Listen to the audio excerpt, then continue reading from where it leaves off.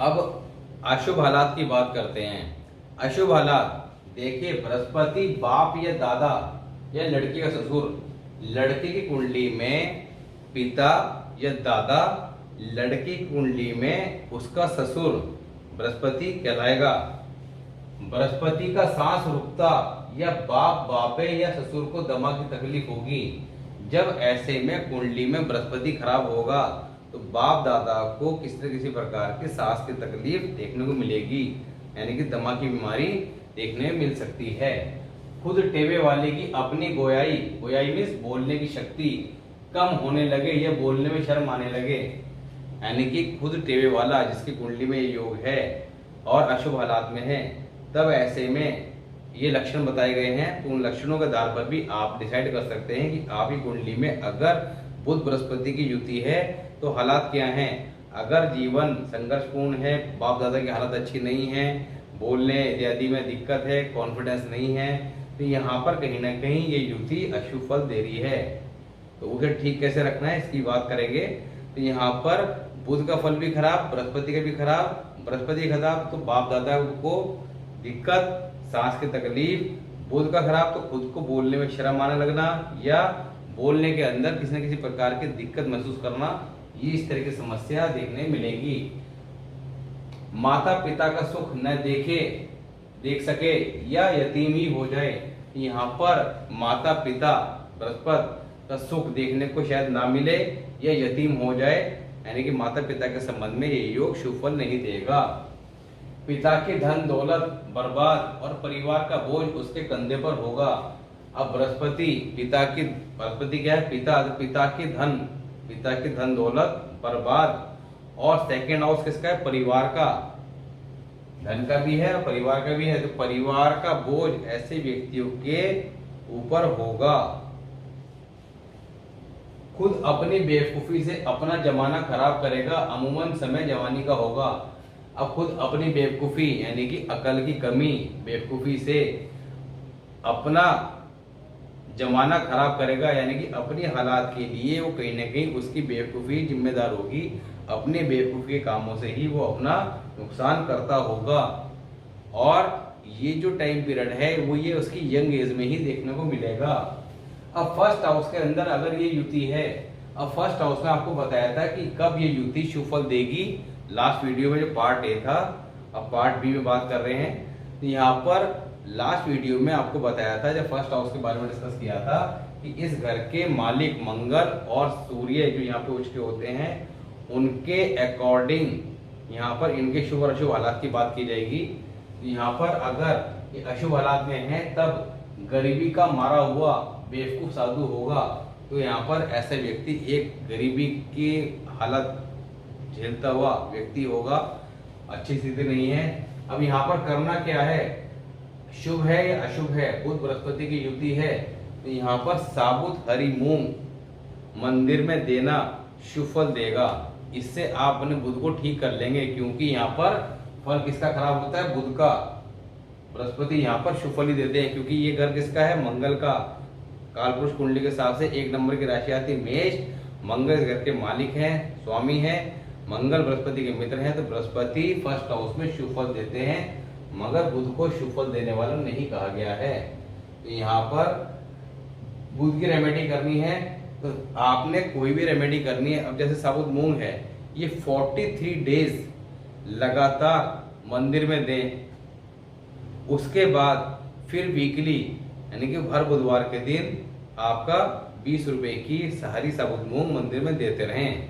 पर एक बार 43 डेज कर लें, उसके बाद आपका वीकली करते रहें। तो यहाँ पर जिस तरह के अशुभ फल है उसकी जगह फिर आपको शुभ फल जो बताए गए हैं आपका लास्ट वीडियो में, उनकी प्राप्ति होने लगेगी। सेकंड हाउस में ये युति शुभ फल ही देगी, इसलिए अशुभ हालात में सेकंड हाउस की बात नहीं की गई है। थर्ड हाउस में जब ये युति होगी तो फल वही देखने को मिलेंगे जो लास्ट वीडियो में थर्ड हाउस के बताए गए हैं। मगर यहाँ पे माइनस पॉइंट क्या है, माइनस पॉइंट ये है कि कुंडली के अंदर शुक्र का फल खराब हो जाएगा।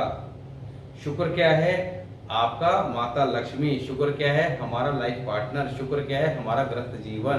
तो उसमें किसी न किसी प्रकार की कमी देखने को मिलेगी। अब जब शुक्र मंदा होगा तब करना क्या है?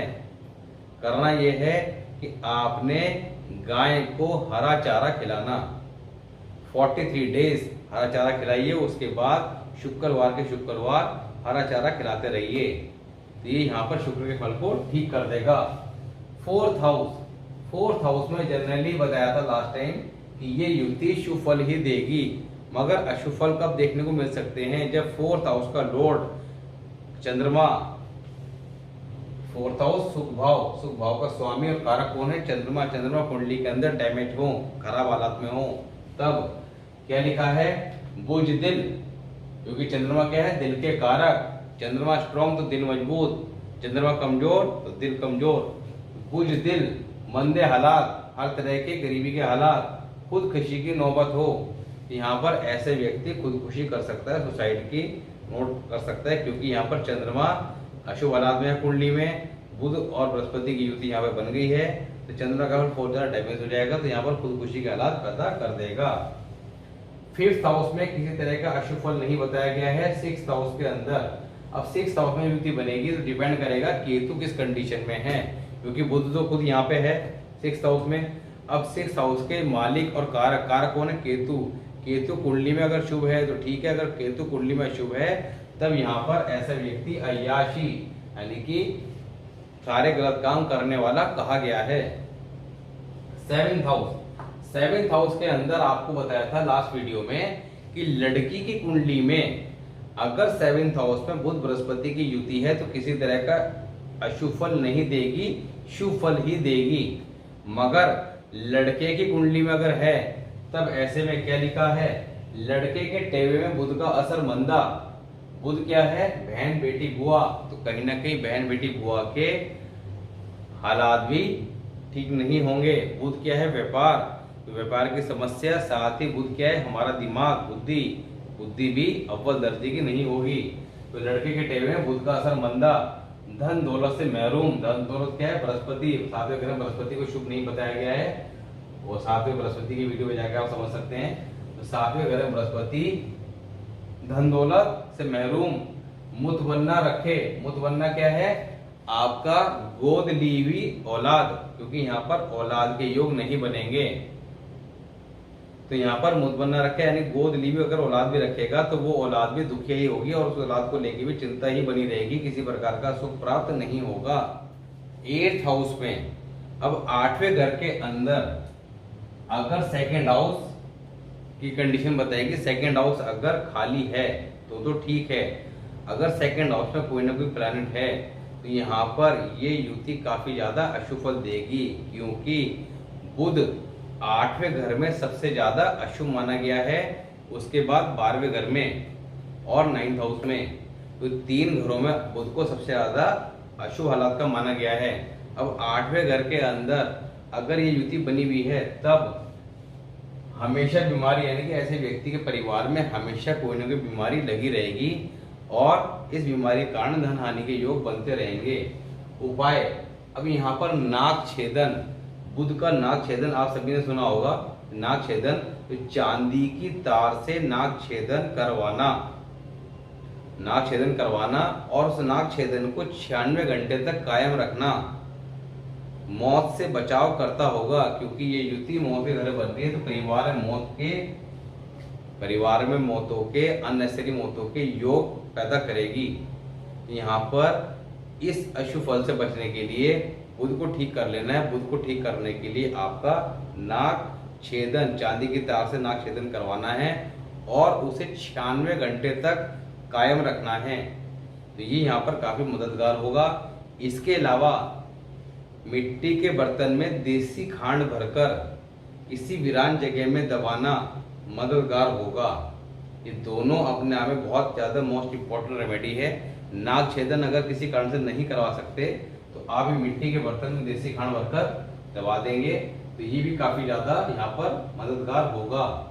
9th हाउस, अब 9th हाउस का हमने शुभ हालात में जिक्र नहीं किया था, क्योंकि कहा था कि 9th हाउस के अंदर युति अशुभ फल ही देगी।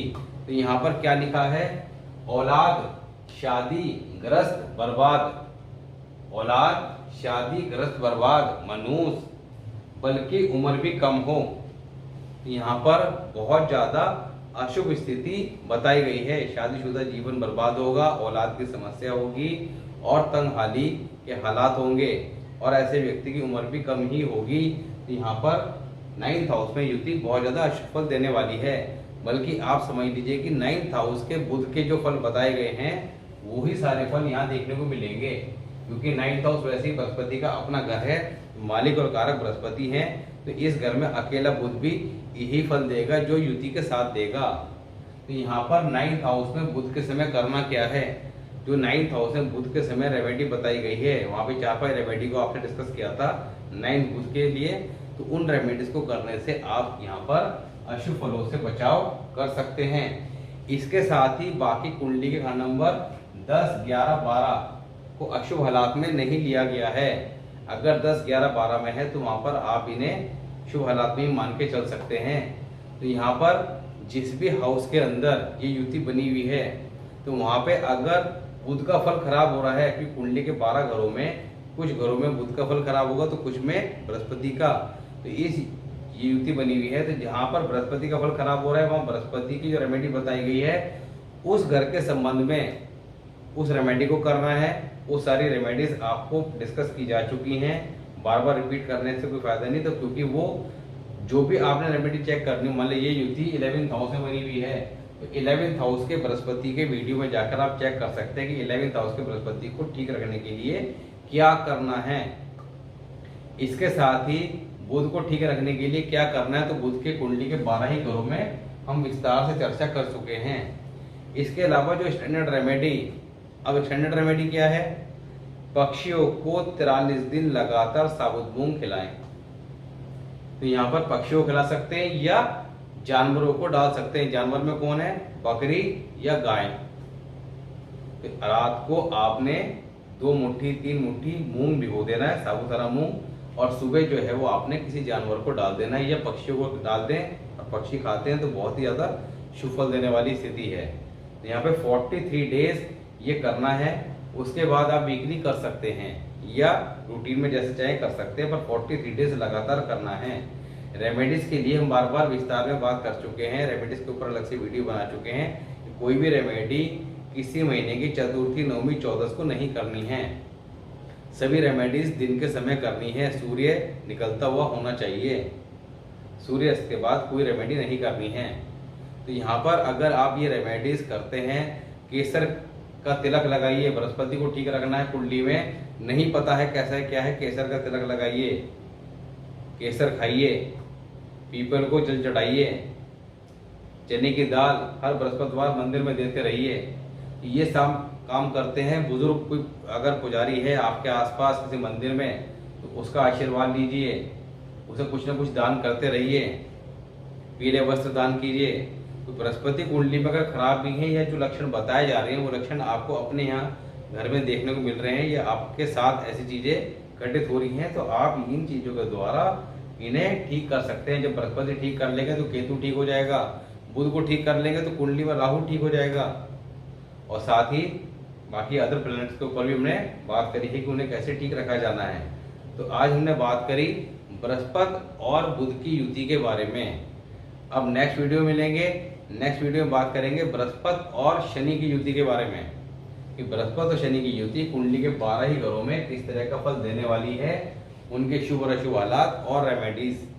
मिलते हैं नेक्स्ट वीडियो में, तब तक के लिए नमस्कार।